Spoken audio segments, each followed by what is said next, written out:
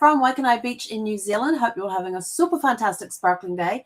Welcome to Porchlight Letters podcast number 2549. Getting up there in the numbers. Okay, so, that's the wrong window. I need that one. Where was your family when they said I do? Yes, the wedding day. Oh, I love a good wedding. I love a good wedding. But first, before we get started in that, have another question for you. Actually, no, I'm going to tell a story. So this, there's been a couple of days this week where I've had to get up extra early, like 1 o'clock in the morning, New Zealand time, to make it to work by 8 a.m. Mountain Daylight Time, which is a 2 a.m. start for me. So I'm sitting here this morning, I'm working away. It's 4:51, and I'm just sitting here, and all of a sudden, and I'm busy answering a chat, and all of a sudden, everything, I'm hearing this noise of rattling going on, and then I start to feel this rattling thing going on. It goes for about 30 to 40 seconds. It was long. It was an earthquake. And so I got on onto GeoNet straight away, because that's where we record the earthquakes. And sure enough, there was a 5.9 magnitude earthquake in Taumarunui, just out of town, about 5K south of Taumarunui, only 9 kilometers deep. So it was not a very deep one. It was not a very deep one. It had been listed as severe. And we felt it all the way down here. So I hit the look, and there's a little button there that says, "Did you feel it?" And you click on it, and I go, "Yes, I felt it." You had to put in your address of where you were when you felt it, and then they have this little guide thing of what it. And I said, to me, it was like a full 18-wheeler going 60 miles down the road, rumbling past the house, and the whole house starts shaking. That's kind of to put into perspective for some people as to what it was like. Nothing. All my pictures, I haven't touched any pictures that are up on the walls or anything. Haven't had to pick anything up. So it was a good shake, but nothing was damaged. Nothing got misplaced or anything else. So to me, that is a good earthquake. And then at 5:10, I'm sitting here and I'm typing away again. I'm like, that kind of feels like another one. And so I went onto GeoNet, and sure enough, it was a second aftershock. I did not feel the first one, which was at 2.9. That one was 2.7. This one was 2.9. But since then, there's been last I checked was, actually, I'm going to check right now to see how many. Oh, there's one an hour ago. Yeah, all around the same area. All around the same area. So 1, 2, 3, 4, 5, 6, 7, 8, 9, 10. They're up to 11 aftershocks since 4:51 this morning. All around there's been ones. 2.2 is the lowest, up to 3.7, I think, was the highest aftershock. But they're all very, very shallow, from 5 to 10 kilometers deep. I'm not seeing anything under 5 kilometers. So 5 to 10 kilometers deep. Actually, there's one that's 13. But they're, all around that, yeah. So, and to give you some idea, it's about Taumarunui by road is about 308 kilometers, which is about 192, I think I worked out earlier, miles away. That's on the roads. I don't know as the crow flies. That would be probably the true one, but it gives you some idea about how far away it is from where I am in Waikanae Beach. But so it was a little shaky start to the day. And I will tell you this, I'm one of the I don't get scared by earthquakes. I have been in one that did scare me. I've actually been in two that scared me. One that caused me to call the emergency services, and I couldn't get through. And I found out, and it was like around 2 o'clock in the morning. It woke me up because I was living at my parents' place at the time, and I was downstairs in the basement, had the room downstairs, and directly above me was the living room. And it sounded like somebody had jumped hard on the floor of the living room directly above me. That was an earthquake. 2 o'clock in the morning, I felt like there was somebody in the house. And I actually called the neighbor, and she had her husband come over and walk the house with me to make sure everything was okay, since we couldn't get through to the police and the emergency line. The emergency line was so inundated with calls of people thinking they had intruders in their home, and it was actually an earthquake. That was one of the scariest ones I've been in. One of the funnest ones yes, you can have fun earthquakes. One of the funnest ones I've been in, that's the right term, driving down the road, and we're out in the countryside. So there's just the road, paddocks on either side, fields on either side, and you're watching it come towards you like this.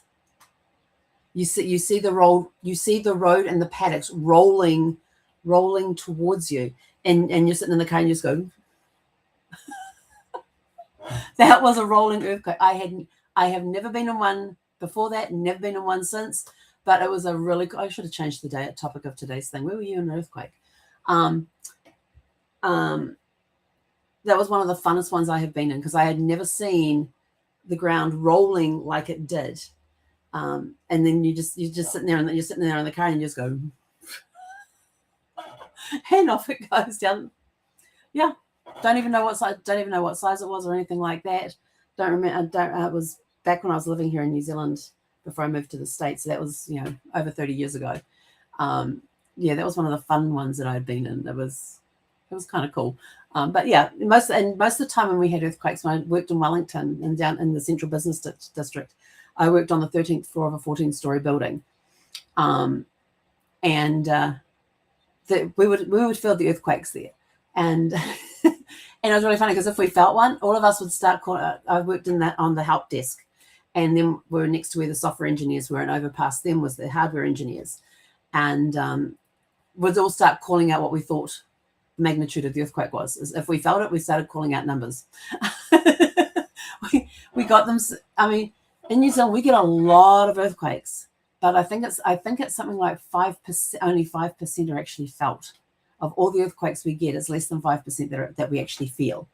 Most of them are just very weak and shallow, very weak and almost not. There's just so many earthquakes going on that we don't. That most of them we don't feel. And when they do, some people it absolutely freaks them out. Other people are just sort of like, oh, what do you think that was? I think that was a 5.9. What do you think that was? I think it was a 6.1. And then we'll go and find out what it was. But this was in the day before the internet. Well, when the internet was brand new, and so we didn't have GeoNet online. We would have to wait for the news reports to see what it was. But anyway, so the day got a little bit of a shaky start, and it's been fine ever since. I am absolutely exhausted. You can tell by the suitcases under my eyes. But tonight, we are continuing our series. We've talked about the first dates. We've talked about the engagement. Now we're talking about the walking down the aisle and saying, I do. For some people, and there are, when you're looking at wedding certificates and stuff, at some of the older wedding certificates, a number of them that say that in the front room or usually in the front room or the living room of Reverend blah, blah, blah, blah. So they didn't even do it in the church. They did it in the Reverend's house, or in the grandparents' house, or out in the yard. So it's very interesting to see locations of weddings, especially those that were in rural areas where they didn't have access to a church. They may have had like a roving minister that came around the area once a month, and they did all the weddings there out and made a big family picnic of it or something.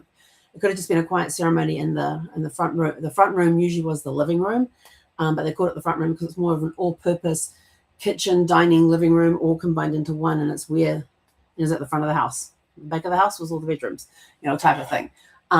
So the I do's, there's this, saying I do is one of the most memorable moments in a family story. For every couple, the wedding day is unique. Absolutely. There is no wedding that is exactly like another one. Every wedding is unique. You've got different personalities there. There's different circumstances of why the wedding's taking place. There's different, not all the guests show up. There's one where more than the some were invited show up. There's ones that took place out in the, I've got a second cousin second cousin once removed, because he's my second cousin's son.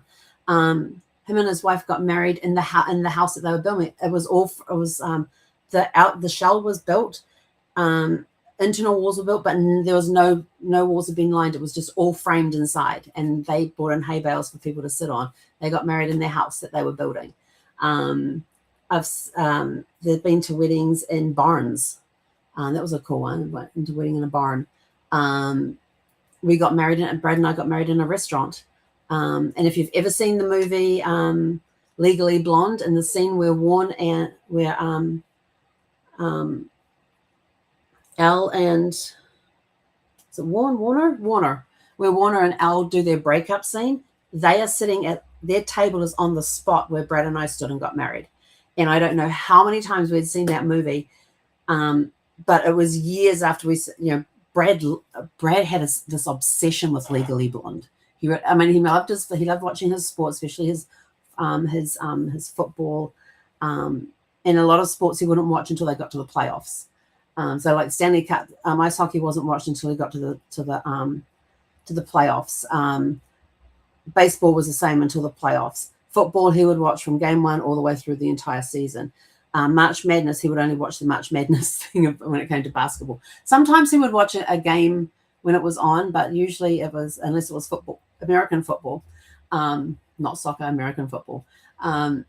Yeah, so it was very interesting. And but he was obsessed with Legally Blonde. He'd be scanning through the channel listing, and if he saw Legally Blonde and it was only this much on the guide to say that it was just about finished, he would go watch that last 5 minutes of the movie. If it had just started, he would watch it. If it was about to start, he would watch it. If it was halfway through, it didn't matter where in the movie it was, it was at the time when we found it on the guide. He would flip to that and watch it. It didn't matter. He was obsessed with this movie. And we'd been married. We were living in Solana Beach when he noticed that they were in the restaurant. We got married. And we moved to Solana Beach in 2014, I think it was. Yeah, I think it was 2014. Were we there? Pretty sure it was around 2015. 2015 is when we moved in that. So we were in that house we moved there in 2015. We got married in 1998, and Legally Blonde came out in 2001. So you had all of those years in between. You had 14 years of watching Legally Blonde, and one day I'm sitting there reading, and he's on Legally Blonde. Oh, he's on Legally Blonde again, and I knew it was coming up to the breakup scene, and all of a sudden he goes, "That's where we got married," and I'm like, "Wait, what?" He says, "That's where we got married." And I go, "What was?" And he goes, "Where they're sitting." And he winds it back, thankfully for DVR. He winds it back, plays it, and plays from the beginning of the scene where it shows you the whole courtyard area where we got married. And we had all our tables and chairs and stuff. And then it zooms into where they're sitting. And I went, "Oh my gosh, that's Il Cello's," which is the restaurant we got in Beverly Hills that we got married in. And he's sort of like, "Yeah, it is." And I said, "Their table's on the spot where we got married." And he goes, "Yeah." And so that's our tie to that, which kind of makes it very unique. It's unique. It's different. You get people who get, skydive and get married while skydiving. I'm not exactly sure how that works, but people do it. People who go scuba diving and get married while they're scuba diving. And also, on the beach, on the mountains, in the country, anywhere and everywhere, on a plane, at a convention. I've heard of that one, where a couple got married at a Legal Shield convention, which I thought was pretty cool. It was a huge passion of theirs. It's where they met. Why not? Every wedding is unique. Some exchange vows in a grand church surrounded by family and friends. Others are married in a small chapel, a registry office, a family home beneath the open sky. Whether the celebration was simple or elaborate, it marked the beginning of a new chapter built on love, hope, and commitment. Yes, I love hearing wedding stories about wedding, things that happened at their weddings and things. And if you watch TikToks and Reels and Shorts and all that, you will come up with some very unique and very funny speeches at receptions. Every wedding has its own story. They may have been months in the planning, handmade dresses, borrowed suits, family recipes, treasured heirlooms, or flowers picked from a garden, wedding dresses handed down. The ring that they got may have belonged to the mother or the grandmother, with some family heirloom that is used for the wedding ring. Some weddings went exactly as planned, while others included unexpected moments that became favorite family stories told for decades. Yeah, like when my husband fell off his chair. We're sitting at our table, and everyone starts clinking their glasses, so we lean over to kiss, and next thing I know, Brad's on the floor. He'd come off the chair. The photographs from that day often become some of the most treasured items in a family's collection. I will tell you this: if you put disposable cameras onto tables, I believe you can still get disposable cameras, but you put disposable cameras on the tables for people to take pictures, and then you have a drop bin for them at the end of the reception to put everything in there. You will get some amazing photographs. there will be some really cool photographs. Like they might take a picture of the meal of that they're eating, or somebody else's meal, or the drink in the glass. You get some really cool pictures. You get some really cool group pictures that way. And they're just candid shots. Some of them are a little planned, most of them are not. The photographs from that day often become some of the most treasured family items. They capture not only the bride and groom, but also parents, grandparents, siblings, children, friends, and relatives who may no longer be with us. Every face in those photographs has a story waiting to be remembered. I will also tell you this, based on the grandeur of the wedding. You may have an article. I've got one client when I was researching their family tree for them, where I stumbled across an article of her, of the birth mother's, is it brother? Pretty sure it was her brother, the birth mother's brother, and about his wedding that took place in New York. And it had not only a description of what the bride was wearing and who the designer was, the description of what all the brides, the maid of honor, and what all the bridesmaids were wearing. It also had the groom and all of, and when they named the bridesmaid or the bride, the bridesmaids or the maid of honor, it said how they were related to the couple, whether it was the groom's sister, the bride's sister. Then they went through the best man and the groomsmen on that and what they were wearing, and how they were related to the groom and or the bride. And then it listed immediate family that were in attendance, and then it just sort of like branched out to, there was this family in attendance, and it listed all the people in that and how they were related. You know, the bride's parents were there, and this is their names, but along with their siblings, and there was it just lists everybody that was there, and it even gets down to friends of the bride, friends of the groom. They were split into friends of the bride, friends of the groom, cousins of the bride, cousins of the groom, all listed there. Aunts and uncles of the bride, aunts and uncles of the groom. They were all listed. It was almost a full page article. It was a genealogy string because it had listed the entire family. Yes, we would still have to go verify all the information that was in there, but we had a good starting ground. It was awesome. Then you go back even further in time where cameras weren't around. There were no photographs taken because there were no such thing as cameras in those days. They hadn't been invented at that time. So it just lived in the memories and the memories just got passed down over time. Then you had the ones where cameras had come out, but they didn't have elaborate photographs. They might have just had a photograph of the bride and groom and the family and everybody, all the guests or the immediate family. They were limited in the number of photographs that they could take. But the memories that get passed down are just absolutely beautiful and glorious. My mother-in-law and father-in-law, they got married in Denver, Colorado. And she basically taken the train from Shreveport, Louisiana, up into Denver, and had told her fiance, "I am arriving on this train. We are going straight to City Hall.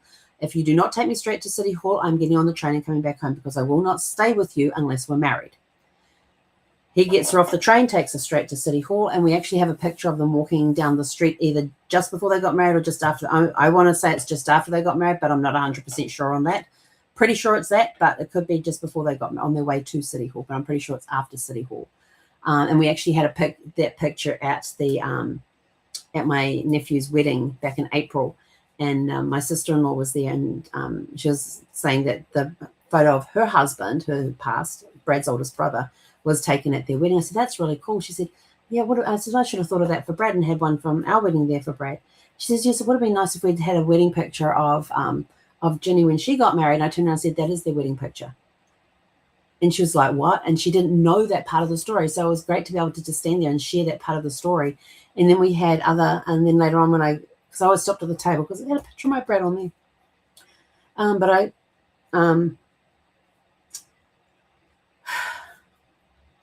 But every time I went by the table, if somebody was up there,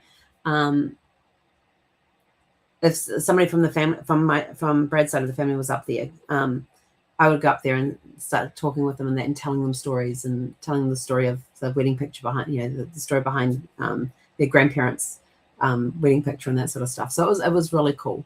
And a wedding isn't, my nieces and nephews were absolutely loved hearing the stories of their grandparents getting on the grandparents' wedding day, and of course the wedding in Cabo was on the 81st wedding anniversary of the grandparents. So it was pretty cool to be able to tell that story. And of course it's now led them to other questions that they says, "Just give me a call at any time and we'll talk." because they're all curious about where they came from.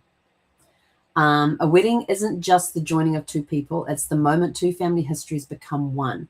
The decisions made that day shaped future generations, creating children, grandchildren, and great-grandchildren who will all become part of the same family tree, which is totally cool and all of that. And I just suddenly thought, from the time that they say I do to the time that they from the time they say I do, the time they say yes to the time they say I do, that varied. Some of them were just days, maybe even the same day.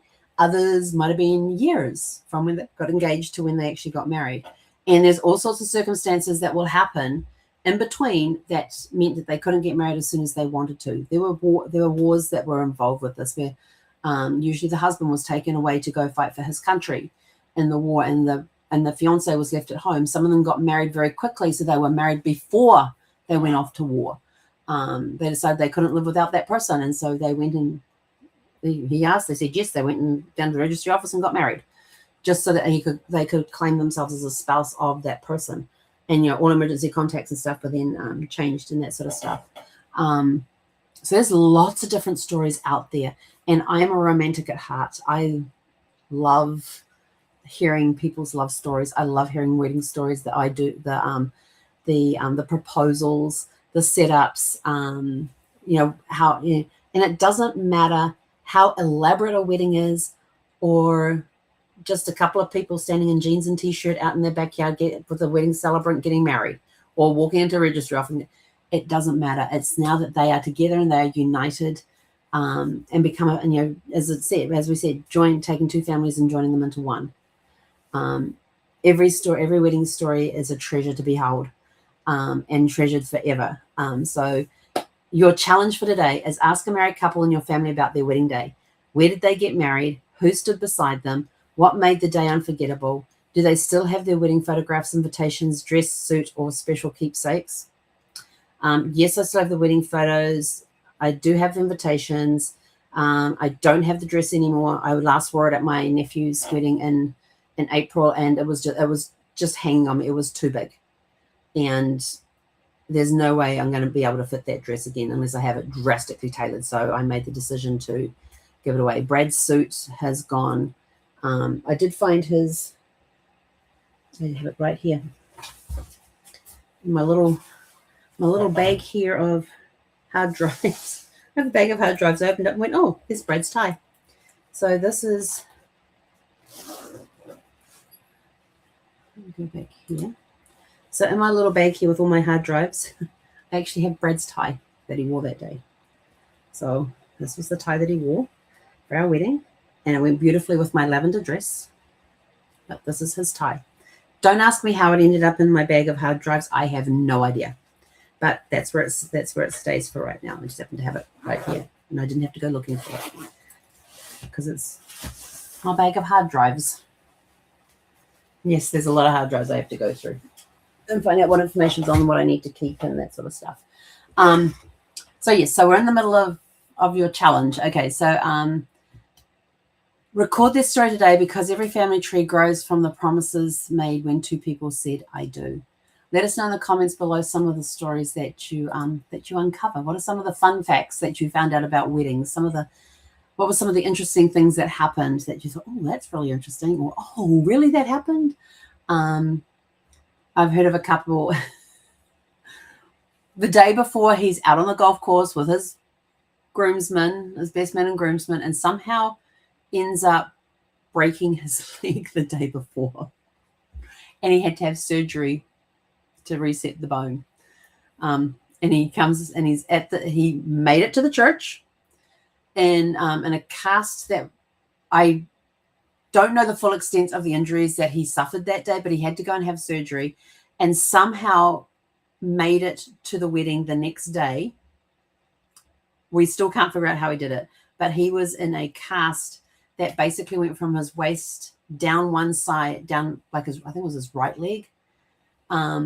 And he somehow managed to stand up there and give his vows and all of that sort of stuff. And then his best man and groomsmen kind of like had to carry him out of the church. There's all sorts of stories out. Trust me, go and ask relatives about their wedding day. You will find the most amazing stories in there, the ones that might not seem might not seem to be that bad, and yet it ends up being like the highlight of the entire wedding. But there's all sorts of things. Yeah, that one there was, yeah, he was almost in a full body cast, that guy. Yeah. And he had to be like propped up. Had to be propped up and carried out. Yeah, but he made it to the wedding. He made it to the wedding. He might not have been in the condition he wanted to be in when he got to the wedding, but he made it to the wedding. They said their I do's, and he got carried out the church holding his wife's hand as the best man and the groomsmen carried him out. There are stories out there that will make you laugh, make you cry. I've seen lots of video. I love watching the wedding videos on the shorts and the reels and stuff, and videos where the veil, the wind gets so strong that the veil gets blown away. Where they've had animals come in, and like some cats come and laid on the, or a cat or a dog have come and laid on the train of the wedding dress. They're part of the procession before the bride even started walking down the aisle. There was a mother duck with her ducklings behind her walking down the aisle to the front, off to the lake behind. I've seen videos where people have slipped and fallen into the water. There was one cool video though. This was absolutely, it was just absolutely magic. Loved it. This couple got married, and as they said, I did. And they said that, oh, you can now kiss the bride. The heavens opened, and it just poured down with rain, and of course no umbrellas. And so they're in an outdoor venue. So they're walking up to the thing, and then the bride leans over to the groom and mentions something, and they've been videoed as they're walking through the rain to get to wherever they've got to go. And she's in her full bridal dress, and he's in the full suit and everything. He's wearing glasses on us, and they suddenly walking along, and she suddenly stops him, whispers something in his ear, and then he just looks at her, and they both nod their head, and they just take off. They start running in a different direction. Like they're going this way, and they start going off this way, and they ended up running down to the wharf, to the pier there, or the jetty, and he tosses off his glasses, and they just, hands held, just jump straight into the water, into the lake. And then he scoops her up and carries her out. Somebody must have picked up his glasses at some point, because in another later shot he was wearing them, and carried her off into the thing. And they happened to capture the whole thing on video, because the videographer followed. They're going over there, I'm going too. But he didn't go in the water. Just crazy stuff. Go out, watch, just go watch shorts and videos for mishaps at weddings and things like that. There's all sorts of stuff that comes up, that gets done. And it just and every moment at a wedding is unique. You get the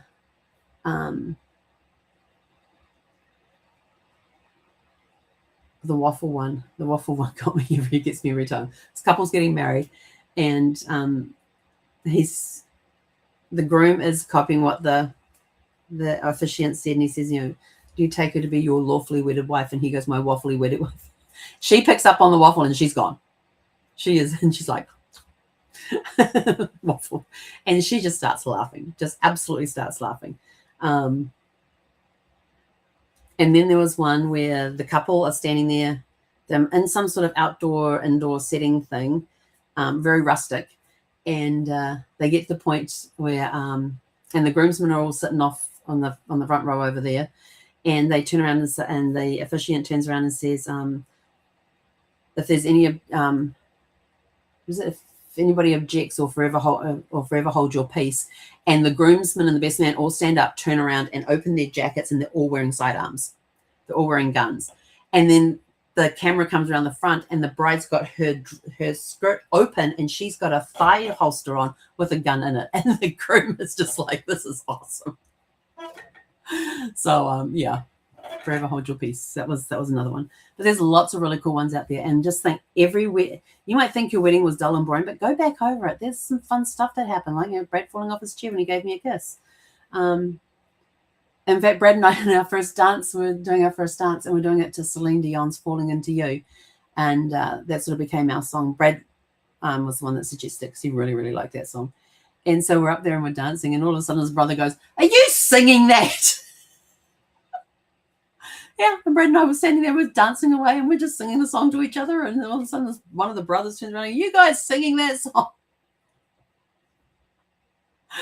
Oh, it was so funny. We had a lot of fun that day. There was a lot of good stuff going on. So, but weddings are fun. Weddings are unique. Some are very serious. Some are just sort of like slapped together and let's go do this. Others take months and months of planning. Some are very grand, and others are just, like I said, I've seen people in swimsuits, her in a bikini, him in a pair of swimming trunks, down at the water's edge getting married, and she's got a wedding veil on. Whatever it takes, whatever you want to do to get married in, to make your day. But everybody's day is unique. There is no two weddings that are exactly the same. You can copy everything down to all the decorations and the flowers and the dresses and all of that, but they will still be unique because of the people that are in attendance and the personalities that each wedding has. So there's all sorts of fun stories out there. Go find them. One of my favorite movies is 4 Weddings and a Funeral. I love watching that movie with all the high society weddings type of thing. It's a fun movie to watch. But anyway, I'm out of here. Go out, have a super fantastic sparkling evening, and we'll catch you guys back here tomorrow evening at some time.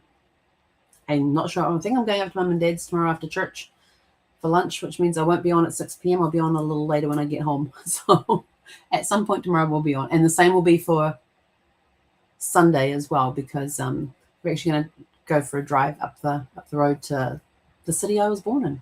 So keep an eye out for lives throughout the day. I might do some videos. I may just record the videos and put them up later. But we're going up to Palmerston North on Monday my time. And we're actually taking we'll be taking a couple of bags of clothing that I'm getting rid of. I tell you, I didn't realize I've gotten rid of a lot of clothing, but my closet doesn't reflect it that well. So, but we're going to take we're going to take a couple of bags up there and give them to the Salvation Army up there. Yeah, I've got clothes that have been up to Tauranga, clothes that have been to Hamilton, clothes that have gone to my brother, ones that have gone. I don't think I've done any clothes down here to the local one. I don't think I have. They've either gone to my brother, and then he's got rid of any that he doesn't want to the local thrift store by him.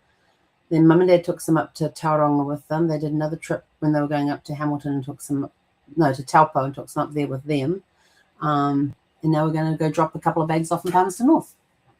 So my clothes are being distributed around the North Island right now. But anyway, we're out here. Go find those wedding stories. Relax. Enjoy the stories. And let us know in the comments what are some of the fun stories that you uncovered. So we'll catch you guys back here tomorrow evening at some time. But until then,